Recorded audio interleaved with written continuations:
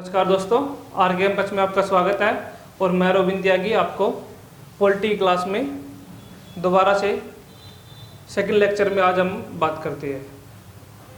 तो हमने first lecture में आपको पता होगा हमने कहाँ से स्टार्ट किया था। हमने रेगुलेटिंग एक्ट के बारे में पढ़ा था, 1773 में आया। फिर उसके बाद हमने पिट्स इंडिया एक्ट के बारे में पढ़ा, चार्टर एक्ट आया, फिर पिट्स इंडिया एक्ट आया, और लास्ट में हमने 1935 के भारत शासन अधिनियम के बारे में हम पढ़ चुके थे। ठीक है, तो उसके बाद हम क्या करते हैं, अपनी क्लास को आगे प्रोसीड करते हैं। ठीक है, तो हम देखते हैं क्या कि अब आएगा 1947 का भारत शासन अधिनियम। देखो इसमें क्या हुआ कि अब भारत के पास या अब क्या लाया कि क्या करेंगे कि भारत और पाकिस्तान का हो जाएगा विभाजन। मतलब क्या करेंगे, डोमिनेट स्टेट्स की बात हुई। मतलब क्या कि दो अधिराज्यों में दोनों को कन्वर्ट कर दिया जाएगा, भारत और पाकिस्तान। मतलब एक भारत को दो जगह बांट दिया गया, भारत और पाकिस्तान में। ब्रिटिश राज को खत्म करके भारत को दो अधिराज्यों में बांट दिया गया। किसमें? भारत शासन अधिनियम 1947 के अकॉर्डिंग। देखो इसमें इससे थोड़े से पहले जाते हैं, हम इसी में बात करते हैं कि इसके लिए देखो मैं बताता हूँ क्या कांग्रेस ने संविधान की मांग कब की थी। तो कांग्रेस ने की थी 1935 में, और उसके बाद 1938, ये सबसे इम्पोर्टेंट पॉइंट है कि 1938 में जवाहरलाल नेहरू, ठीक है, जवाहरलाल नेहरू ने वयस्क मताधिकार के आधार पर, किसके आधार पर? वयस्क मताधिकार। ये वर्ड पेपर में डायरेक्ट आया है, वयस्क मताधिकार। वयस्क मताधिकार के आधार पर किसकी की? संविधान की मांग की। ठीक है, तो 2-3 क्वेश्चन बन गए अपने। क्या अगर मैं मांग की बात करूं तो मैंने बताया 1934 में किसने? BN राव, और दूसरा था अपना 1935 में किसने? कांग्रेस। ठीक है, और उसके बाद 1938 में आया जवाहरलाल नेहरू। ठीक है, तो क्या हुआ कि इन मांगों को देखते हुए अब ब्रिटिश गवर्नमेंट क्या लेके आई। देखो इस मांगों को देखते हुए ब्रिटिश गवर्नमेंट क्या लेके आई कि इन मांगों को देखते हुए ब्रिटिश गवर्नमेंट लेके आई 1940 में क्या? अगस्त प्रस्ताव। ठीक है, और इसमें क्या था, जो अपने जवाहरलाल नेहरू मांगों को मांग की थी उसके बारे में ही ये प्रस्ताव आया, लेकिन ये असफल रहा। और उसके बाद 1942 में क्या हुआ? क्रिप्स मिशन भारत आया। क्या आया? Cripps mission. ध्यान से देखो थोड़ा, 1942 में क्या आया? Bharat Cripps mission. और क्रिप्स मिशन के आधार पर इसके अध्यक्ष थे स्टैफोर्ड क्रिप्स। ठीक है, स्टैफोर्ड क्रिप्स, इसका ध्यान रखना आपको। ठीक है, अब क्या हुआ? 1942 में आया क्रिप्स मिशन, और इन्होंने एंड में फाइनली मान लिया कि क्या करेंगे, हम भारत को क्या करेंगे, एक स्वतंत्र देश घोषित कर देंगे। ठीक है, तो इसके बारे में हम आगे पढ़ेंगे। तो उसके बाद क्या हुआ कि अब आएगा 1946 में कैबिनेट मिशन। और ये क्या करवाने के लिए आया था भारत में? कैबिनेट मिशन भारत को एक संविधान और भारत को स्वतंत्र कराने के लिए, मतलब स्वतंत्र करने के लिए भारत की जितनी शक्तियाँ थी उसको सौंपने के लिए भारत आया। ठीक है, तो इसके बारे में हम आगे बात करेंगे। ठीक, अब बात करेंगे हम किसकी? कैबिनेट मिशन 1946 की। तो सबसे पहले देखो क्या हुआ कि इसके तहत क्या हुआ, एक संविधान सभा का निर्माण किया गया। किसका निर्माण किया गया? संविधान सभा का निर्माण किया गया, जिसमें कितने सदस्य थे? जिसमें 389 सदस्य थे, जिसमें से क्या था कि 389 सदस्य थे, जिसमें 292 सदस्य क्या कौन थे? जो अपने ब्रिटिश प्रांत के सदस्य थे। और इसमें 4 चीफ कमिश्नरी थी।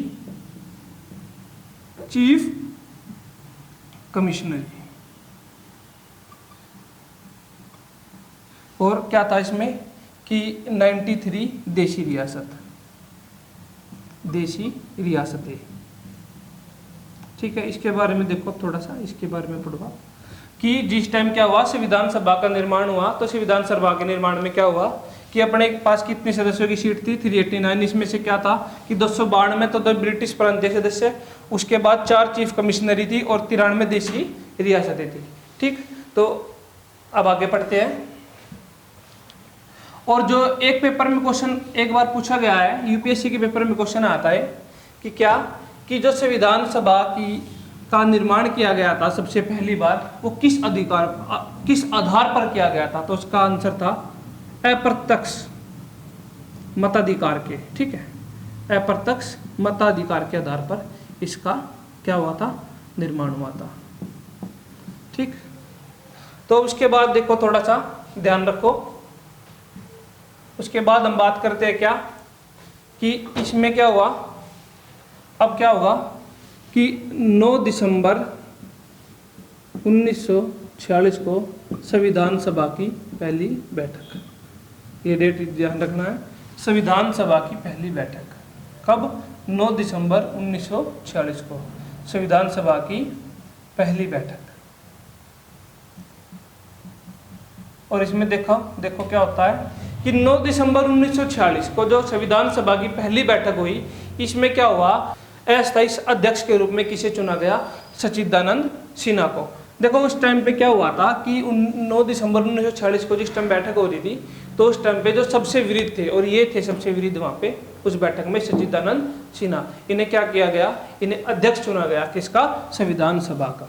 ठीक है, संविधान सभा का जो पेपर में बहुत बार क्वेश्चन आ चुका है, या संविधान की पहली बैठक, ये पेपर भी, ये क्वेश्चन भी पेपर में रिपीटेड है आपके कि संविधान की पहली बैठक कब शुरू हुई थी, तो कब हुई थी, 9 दिसंबर 1946। ठीक है, अगर वो पूछे क्या कि संविधान का सबसे पहला अस्थायी अध्यक्ष कौन है, तो इसमें आपको ना आंसर देना है कौन, सच्चिदानंद सिन्हा। ठीक, उसके बाद देखो थोड़ा ध्यान से, उसके बाद हुआ 11 दिसंबर 1946, ये सेकंड डेट आपकी। इसमें क्या हुआ, इसमें राजेंद्र प्रसाद, डॉक्टर राजेंद्र प्रसाद को, क्या, डॉक्टर राजेंद्र प्रसाद, जो आपने राजेंद्र प्रसाद के बारे में जानते भी होंगे कि डॉक्टर राजेंद्र प्रसाद भारत के प्रथम कौन थे, राष्ट्रपति थे। ठीक है, तो डॉक्टर राजेंद्र प्रसाद को चुना गया क्या, अब इन्हें चुना जाएगा क्या, स्थायी अध्यक्ष। ठीक है, ध्यान रखना है। देखो पहली बैठक हुई थी किसका, 9 दिसंबर को, 9 दिसंबर 1946 को, जिसमें हमने क्या करा था, अस्थायी अध्यक्ष को चुना था। लेकिन उसके बाद हम सेकंड बैठक करते हैं कब, 2 दिन बाद मतलब कब, 11 दिसंबर को। और इसमें किसे अध्यक्ष बनाएंगे, अब डॉक्टर राजेंद्र प्रसाद को बनाएंगे, लेकिन बनाएंगे अब परमानेंट। ठीक है, तो इसका थोड़ा सा हम रखेंगे ध्यान। ठीक है, तो अभी तक हम किसकी बात कर रहे हैं, संविधान के निर्माण की या संविधान सभा की। तो आगे देखो अब क्या होता है कि ये हो गया। उसके बाद क्या हुआ कि अब हुआ 13 दिसंबर 1946 को, ये बहुत इंपॉर्टेंट आपके लिए, 2 दिन बाद, मतलब 9, 11 और 13, 2 दिन का गैप है। तो 13 दिसंबर को क्या हुआ कि अपने जवाहरलाल नेहरू क्या करते हैं कि ये लेके आते हैं उद्देश्य प्रस्ताव, जिसे हम क्या बोलेंगे, प्रस्तावना, उद्देश्य प्रस्ताव। ठीक है, जो बाद में किस नाम से जानी गई, प्रस्तावना के नाम से। तो उद्देश्य प्रस्ताव लेके आए कौन, अपने जवाहरलाल नेहरू। ठीक है, क्या, 13 दिसंबर 1946 को। ठीक है, इसके बारे में ध्यान करेंगे, ये पेपर में डायरेक्ट क्वेश्चन है। और उसके बाद क्या हुआ कि 13 दिसंबर को बाद में ये उद्देश्य प्रस्ताव 22 जनवरी 1947 को क्या कर दिया गया, स्वीकार किया गया। बहुत इंपॉर्टेंट क्वेश्चन आपका, स्वीकार किया गया। लेके कब आए थे और स्वीकार किया गया, ये दोनों इंपॉर्टेंट क्वेश्चन है। 13 दिसंबर को आया और कब, 22 जनवरी 1947 में ये क्या कर लिया गया, स्वीकार कर लिया गया। ठीक है, तो आपका यहाँ से भी एक क्वेश्चन क्यों, ये दोनों क्वेश्चन रिपीटेड है पेपर में, दोनों क्या, तीनों क्वेश्चन रिपीटेड थे। उसके बाद हम आगे बात करेंगे क्या हुआ कि एक थोड़ा सा एक चीज और देखना है। जिस टाइम पे क्या हुआ, संविधान सभा का निर्माण हुआ, उस टाइम पे क्या था कि अध्यक्ष तो चुन लिया गया था, किसे, राजेंद्र प्रसाद को, लेकिन क्या हुआ, एक उपाध्यक्ष को भी चुना गया था। मैं मार्कर चेंज करता हूँ, एक दूसरा एक उपाध्यक्ष को भी चुना गया, और ये कौन थे? ये थे अपने H.C. मुखर्जी। ध्यान से, बहुत ध्यान से, ये सारे के सारे इंपॉर्टेंट क्वेश्चन है, सारा का सारा टॉपिक बहुत इंपॉर्टेंट है। हिस्ट्री में इसके बारे में हम डिटेल में पढ़ेंगे, लेकिन यहाँ भी इसकी थोड़ी बहुत जरूरत है, ठीक है। तो उपाध्यक्ष किसे चुना गया था? H.C. मुखर्जी। और एक था अपना संवैधानिक सलाहकार भी, संवैधानिक सलाहकार चुना गया था। कौन चुना गया? एक संवैधानिक सलाहकार। और ये कौन था? सबसे इंपॉर्टेंट क्वेश्चन है ये, और ये था अपना B.N. राव, ठीक है। तो B.N. राव को क्या किया गया कि एक संवैधानिक सलाहकार और उपाध्यक्ष चुना गया था H.C. मुखर्जी को। ये पेपर, ये क्वेश्चन दोनों बहुत बार Delhi police, Haryana police, plus में ये UPSC के पेपर तक काफ़ी बार पूछे जा चुके हैं। तो इसका थोड़ा सा आपको ध्यान करना है, और आपके पेपर के लिए तो काफ़ी इंपॉर्टेंट है, क्योंकि वो आपके पेपर में क्या करेगा। अब अगर एयरफोर्स की मैं बात करूँ तो वो हर बार क्या करता है, वो जो बड़े एग्जाम है ना, उस वनडे वाले एग्जाम, ठीक है, तो उनके जो रिपीटेड क्वेश्चन है उन्हें ज़्यादा उठाता है। क्योंकि आज के टाइम में क्या है कि ये पहले तो वो सिंपल क्वेश्चन पूछता था, डायरेक्ट क्वेश्चन जो डायरेक्ट लगते थे कि राष्ट्रीय ध्वज में कितनी तिलियाँ है या कितने शेर है, ये इस टाइप के क्वेश्चन थे, वो सिंपल थे। लेकिन अगर आज भी हम उन क्वेश्चनों को लेके चले ना, तो वो हमारी सबसे बड़ी बेवकूफ़ी है। क्योंकि यहाँ से अब क्या करता है, ये बहुत अच्छे क्वेश्चन पूछता है, ठीक है, और लेकिन वो बिना कंसेप्ट, जब तक आपका कंसेप्ट नहीं क्लियर होगा तब तक आप उन क्वेश्चनों को नहीं लगा पाओगे। तो आगे देखते हैं हम क्या कि उसके बाद देखो थोड़ा कि अब हम बनाएंगे विभिन्न समितियाँ। कुछ समितियाँ बनाई गई, तो सबसे इम्पोर्टेंट की मैं बात करता हूँ, विभिन्न क्या समितियाँ। विभिन्न समितियों की मैं बात करता हूँ, तो क्या हुआ, इसमें थोड़ा सा ध्यान रखेंगे कि क्या हुआ। अब क्या होता है कि 29 अगस्त 1947 कि 29 अगस्त 1947 में क्या हुआ कि एक प्रारूप समिति बनाई गई। ध्यान दो, संविधान बनाने के लिए, संविधान निर्माण के लिए एक समिति बनाई गई, जिसका नाम क्या है? प्रारूप समिति। प्रारूप समिति। और प्रारूप समिति के बारे में तो इतने बार ये क्वेश्चन आया है, और आपको भी पता होगा अगर आप तैयारी कर रहे हैं। तो प्रारूप समिति के जो इसमें क्या था कि अध्यक्ष कौन थे? प्रारूप समिति के अध्यक्ष, सबसे इंपॉर्टेंट क्वेश्चन है, कौन थे? डॉक्टर भीमराव अंबेडकर, ठीक है, डॉक्टर भीमराव अंबेडकर। इसमें 7 सदस्य थे, टोटल 7 मेंबर्स थे इसके, ठीक है। प्रारूप समिति के जो मेन थे वो डॉक्टर भीमराव अंबेडकर थे। और ये क्या था कि संविधान का, देखो क्या हुआ कि उपाध्यक्ष था कौन? H.C. मुखर्जी। संवैधानिक सलाहकार था B.N. राव। तो ये थोड़ा सा क्या कर रहे थे ये दोनों कि सोर्स जो और देशों के संविधान थे उनसे, उनको जो उनके मेन पॉइंट थे, कुछ अच्छे पॉइंट थे, वे उठा रहे थे वहाँ से। जैसे कि हमने भाई आपातकाल को उठाया, ठीक है, आपातकाल किस देश से लिया गया, ठीक है, आपातकाल उठाया। उसके बाद हमने संसदीय व्यवस्था उठाई, बहुत सारी चीज़ें हमने दूसरे देशों से ली है, ठीक है, DPSP उठाए हमने तो इसके बारे में। तो अब क्या करना था, एक संविधान का प्रारूप तैयार करना था, या उसके प्रारूप पे बात करनी थी, चर्चा करनी थी। उसके बारे में इस समिति ने, किसने? प्रारूप समिति, जिसके अध्यक्ष कौन थे? अपने भीमराव अंबेडकर थे। इन्होंने क्या किया, इस पे काम किया और संविधान का किया निर्माण, ठीक है। तो हम जानते हैं कि भीमराव अंबेडकर का नाम ही ज़्यादा आता है पेपर में भी, और काफ़ी पूछते आओ। तो उसके बाद अब देखते आगे, ठीक, इतना आपको क्लियर हो चुका होगा, क्योंकि पेपर में इस टाइप के ही क्वेश्चन ज़्यादा पूछते हैं। और मैं आपको अभी कुछ स्रोत के बारे में बताऊंगा, ठीक है। मैं किन्हीं स्रोतों के बारे में बताऊंगा कि संविधान के वो स्रोत जहाँ से हमने कुछ आर्टिकल्स अपने उठाए। अगर मैं बात करूँ तो जिस टाइम अपना संविधान का निर्माण हुआ था उस पर 395 आर्टिकल्स थे, 395 अनुच्छेद थे, ठीक है, अनुच्छेद थे, ठीक है। और इसमें कितने थे? 22 भाग और 8 अनुसूचियाँ। लेकिन अब तो ये चेंजेज है, ये मैं आपको करंट वाले अभी बता दूंगा थोड़ी देर बाद, तो इसके बारे में बात करूंगा थोड़ा सा। तो इसमें क्या था कि इसमें से हमने कहाँ से उठाए थे? मैंने पिछली क्लास में जो लास्ट लेक्चर, जिसने नहीं देखा वो जाके देखे, कि जो 1935 में मैंने किया था, भारत शासन अधिनियम के बारे में बात की थी। मैंने बोला था कि उसमें से काफ़ी अनुच्छेद हमने कहाँ से, भारत शासन जो अपना संविधान है, इसमें से काफ़ी अनुच्छेद इसके तहत उठे थे। किसके तहत? 1935 के भारत शासन अधिनियम के तहत, ठीक है। तो लेकिन हमने कुछ अनुच्छेदों को कहाँ से उठाया है? दूसरे देशों से उठाया। तो उसके बारे में हम बात करेंगे कि इसके स्रोत क्या रहे हैं, ठीक है, इसके स्रोत क्या रहे हैं। तो सबसे पहले मैं बात करता हूँ इसके स्रोत में, आपको एक टेबल बनाता हूँ और उस पर देखो आप ध्यान से थोड़ा। मैं संविधान के विदेशी स्रोतों के बारे में आपसे बात कर रहा था और मैं बोल रहा था कि उसके बारे में अभी बात करते हैं। तो देखो आगे, देखो मैंने आपको बताया था कि 1935 के भारत शासन अधिनियम से हमने क्या लिया था। तो इससे हमने राज्यपाल का कार्यकाल, देखो दो चीज़ है यहाँ पे, हर बार क्वेश्चन में कन्फ्यूजन होती है क्या, कि एक तो राज्यपाल का कार्यकाल और एक राज्यपाल हमने कनाडा से लिया गया है। राज्यपाल की अगर नियुक्ति की बात करूँ तो हमने कनाडा से ली है, लेकिन इसके कार्यकाल के बारे में अगर बात करते हैं तो हमने 1935 के भारत शासन अधिनियम से लिया है। उसके बाद लोक सेवा आयोग, मैंने आपको ये भी बताया था जिस टाइम हमने ये पढ़ा था, लास्ट टाइम देख लेना।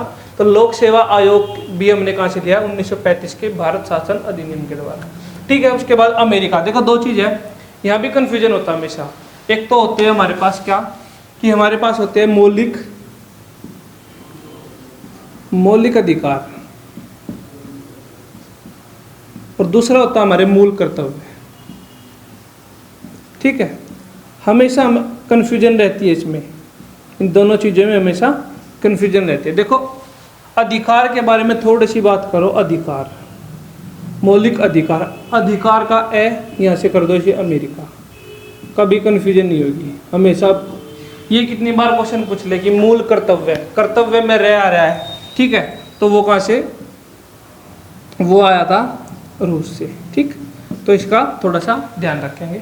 उसके बाद अमेरिका से मौलिक अधिकार और संविधान की सर्वोच्चता, ठीक है। और लास्ट है जो राष्ट्रपति पर महाअभियोग, ये सबसे इम्पोर्टेंट है कि राष्ट्रपति पर महाअभियोग की प्रक्रिया। देखो हम राष्ट्रपति को उसके पद से बर्खास्त नहीं कर सकते, हाँ राष्ट्रपति के ऊपर हम महाअभियोग लेके आ सकते हैं अगर हमें उसे हटाना है, ठीक है। और लास्ट में क्या था? उपराष्ट्रपति। इसकी उपराष्ट्रपति की नियुक्ति भी हम कहाँ से? अमेरिका, ठीक है। अब ब्रिटेन की बात करो। ब्रिटेन संसद, ये तो सिंपल ही है। ब्रिटेन से क्या लिया है? संसद और एकल नागरिकता। जो एकल नागरिकता भारत में एकल है, जैसे मैं अमेरिका की बात करता हूँ वहाँ पे दोहरी नागरिकता है, लेकिन भारत में कैसी नागरिकता है? एकल नागरिकता, कि मेरे पास जो है एकल नागरिकता है। उसके बाद आयरलैंड की बात। आयरलैंड से क्या है? नीति निर्देशक तत्व, बहुत इंपॉर्टेंट है, DPSP भी बोलते हैं। तो नीति निर्देशक तत्व, ये काफ़ी इंपॉर्टेंट है क्वेश्चन। एक तो ये, और मैं बात करूँ अधिकार, ये भी बात बहुत बार पूछा गया है, ठीक है। तो आयरलैंड से क्या? नीति निर्देशक तत्व। ऑस्ट्रेलिया से प्रस्तावना की भाषा और समवर्ती सूची। देखो 3 सूची होती है हमारे पास, राज्य सूची, ठीक है। उसके बाद कौन सी? समवर्ती सूची, राज्य सूची, समवर्ती सूची और केंद्र सूची, ठीक। उसके बाद देखते हैं हम क्या, कि जर्मनी से क्या लिया गया? आपातकाल। जर्मनी से क्या लिया गया है? आपातकाल, मतलब क्या? इमरजेंसी, ठीक। इमरजेंसी के बाद मैं आपको पूरा लेक्चर एक डिटेल में कराऊंगा कि क्या कैसे होता है, क्या होता है स्टेट इमरजेंसी, पूरे देश में इमरजेंसी, इसके बारे में बात करेंगे, ठीक है। उसके बाद कनाडा से राज्यपाल की नियुक्ति मैंने आपको बता दिया है, कार्यकाल यहाँ से और नियुक्ति यहाँ से। दक्षिण अफ्रीका से संविधान संशोधन, बहुत इंपॉर्टेंट है ये पॉइंट, संविधान संशोधन। आर्टिकल के बारे में आगे बात करेंगे। वैसे 368 है इसका, आर्टिकल 368 के तहत क्या है? संविधान में हम संशोधन कर सकते हैं, ठीक है। और उसके बाद रूस से क्या? मौलिक कर्तव्य का प्रावधान, मैंने आपको बता दिया है। रूस से मौलिक कर्तव्य, और अमेरिका से क्या था? अपना क्या था? मौलिक अधिकार, ठीक है। तो थोड़ा सा अब आगे जानते हैं क्या हुआ, कि मैं भी आपको बता रहा था किसके बारे में, कि मैं आपको बता रहा था कि लास्ट में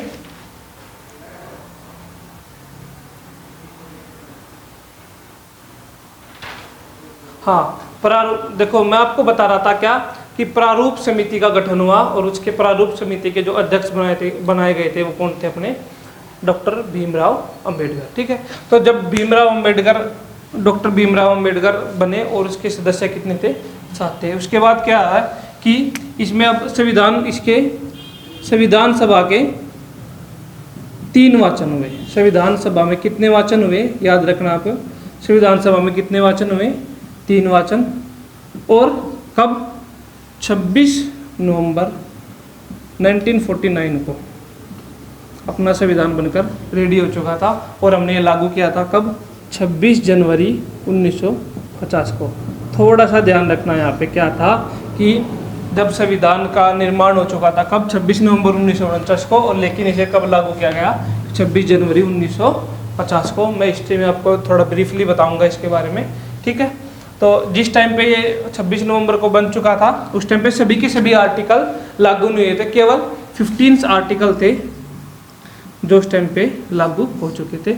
उसके बाद 26 जनवरी के बाद जितने अपने बाकी आर्टिकल्स बचे हैं वो लागू हुए। साथ में क्या हुआ कि 24 जनवरी को 1950 को हमने क्या किया कि अपने देश का प्रथम राष्ट्रपति चुन लिया था। किसे? डॉक्टर राजेंद्र प्रसाद। बहुत इंपॉर्टेंट क्वेश्चन आपका। चुन लिया गया था, लेकिन इसने पद कब संभाला? 26 जनवरी को। 24 जनवरी को चुन लिया गया। 24 जनवरी को ही हमने क्या किया? अपना राष्ट्रीय गान अपने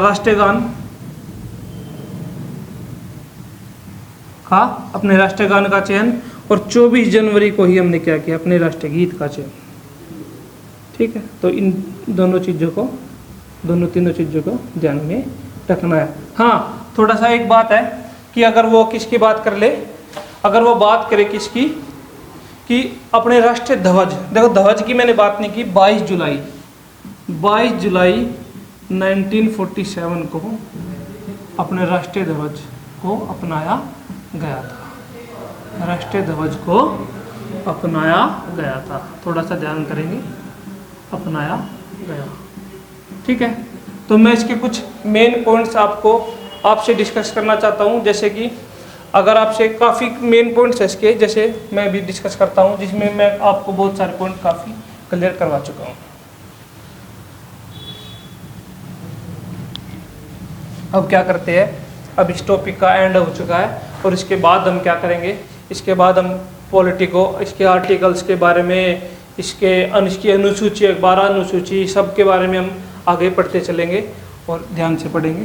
देखो, अब मैं बात करता हूँ किसके मेन पॉइंट्स है, कुछ जो आपको पता होना चाहिए। मेन पॉइंट्स मैं बात कर रहा था किसकी कि अपने 395 अनुच्छेद थे, मतलब अपने 395 आर्टिकल्स थे।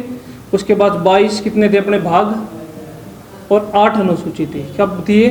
जब अपने संविधान का अनुसूचियाँ, ठीक। लेकिन अब की बात करूं तो 465 आर्टिकल्स, ठीक, और 22 की जगह हो गए 25 भाग, और क्या था? 12 अनुसूचियाँ। इस चीज़ का हम क्या करेंगे? ध्यान रखेंगे, ठीक है। आगे थोड़ा सा और देखते हैं क्या था। 465, ठीक है। और अब देखते हैं क्या कि ये हो गया। इसके बाद हम देखते हैं मेन पॉइंट्स की बात कर रहा हूँ। अपने उपाध्यक्ष के बारे में तुम्हें पता ही है कि विधानसभा के उपाध्यक्ष कौन थे, लिख दोगे आंसर, ठीक है। उपाध्यक्ष हो गए, कितने वाचन हुए, हो गया, ठीक। उसके बाद संवैधानिक सलाहकार कौन थे? संवैधानिक सलाहकार कौन थे, ये भी आपको पता है। अगर आपको यहीं से वीडियो स्टार्ट किए तो इस वीडियो को पूरा देखें और ये सब क्वेश्चन को सोल्व आउट करें, ठीक है। उपाध्यक्ष हो गया, वाचन हो गए, कितने संवैधानिक सलाहकार कौन हो गया। उसके बाद क्या हुआ कि भाई कितने दिन लगे? 2 वर्ष 11 महीने 18 दिन। संविधान को बनने में कितना टाइम लगा? 2 वर्ष 11 महीने और 18 दिन, ठीक है। तो इसके बारे में, हाँ, तो इसके बारे में और क्या करेंगे, और क्या देखेंगे कि 2 वर्ष 11 महीने 18 दिन लगे, 3 वाचन हुए, कितने दिन बहस चली? तो 114 दिन। 114 दिन क्या हुआ? बहस चली। मैं अब बताता हूँ कि इसमें खर्च कितना आया था। तो इसमें 63,96,729 रुपये का खर्चा हुआ था, ठीक है। तो मैंने आपको क्या किया है, पूरा टॉपिक कराया, साथ में इसके बाद हमने ये क्वेश्चन भी डिस्कस कर लिए, ठीक है। तो मैं चाहता हूँ कि आप मेरी वीडियो को 1 या 2 बार, कम से कम दो बार जरूर देखें। और जितने भी मैंने आपको मेन पॉइंट्स बताए उन सारे को अपना कॉपी में नोट आउट करें, ठीक है। तो इसलिए मैं बोलता हूँ कि घर पे रहो, पढ़ते रहो और सेफ रहो। हाँ, एक और ज़रूरी बात मैं आपको बताना चाहता हूँ कि हम 5 तारीख से क्या ऑनलाइन क्लासेस स्टार्ट कर रहे हैं, और मैं चाहता हूँ कि आप ज़्यादा से ज़्यादा हमारे साथ जुड़े। हम लाइव क्लासेस स्टार्ट करेंगे और आपकी तैयारी अच्छे से कराएंगे, क्योंकि आपका पेपर जल्द ही आने वाला है एयरफोर्स का, तो करीबन अगस्त में आने वाला है। तो इसलिए आप अपनी तैयारी को सुचारू रूप से जारी रखें। धन्यवाद।